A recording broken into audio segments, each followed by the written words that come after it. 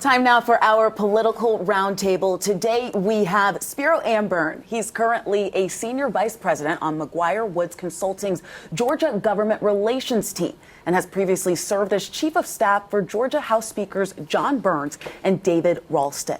And Amy Morton, the chief executive officer for Southern Majority, and has consulted for prominent Democrats in the state, including State Senator Jen Jordan and Mayor Keisha Lance Bottoms. Thank you both so much for coming on panel.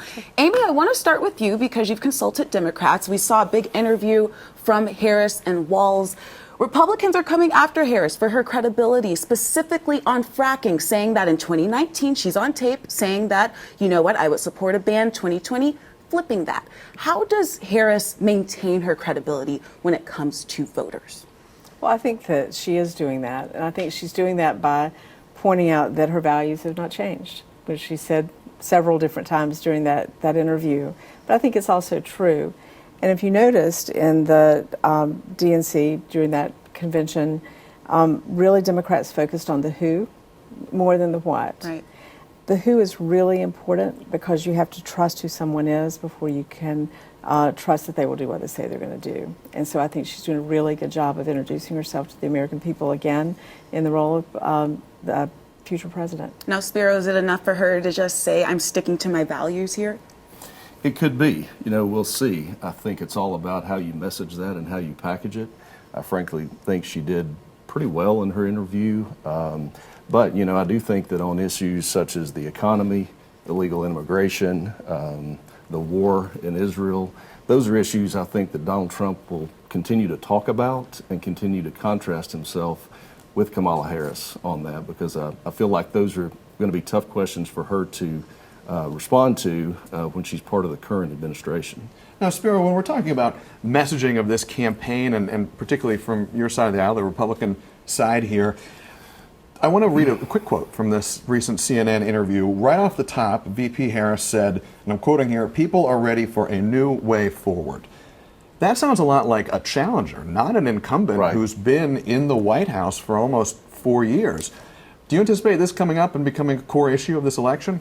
Absolutely. I think whichever candidate can take on that mantra of change and own it and convince voters that they are a new path forward is going to be the candidate that wins. And certainly, ironically, with Kamala Harris being vice president, you would think that she would not be representative of change.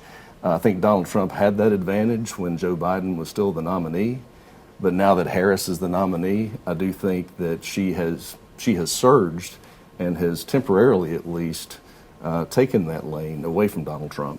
And Republicans should be concerned about that. And Amy, I mean, do you think that's a credible thing to say? She's almost, it feels in some moments, running away from the legacy of the administration that she was a part of. Well, she's the only person in this race who hasn't been president of the United States. She has been and is the VP, though. She I mean, is. that's pretty close. She is, but it is not the same job.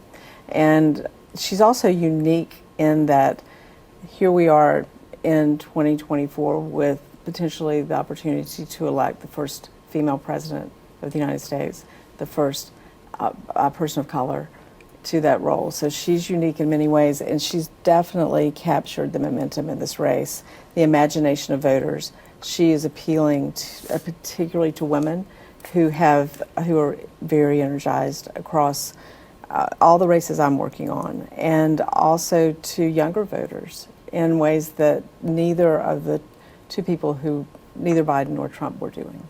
Spiro, do you want to respond to that? It looked like you wanted to come in there. I mean, I don't disagree. I mean, I think Donald Trump is going to get the voters who are always going to vote for him. I think he's going to have to do a better job of going after the moderates and independents, and I think you've seen that happen in recent days. And it's interesting that you say that because it seems like both of these candidates are trying to go after the moderates and independents.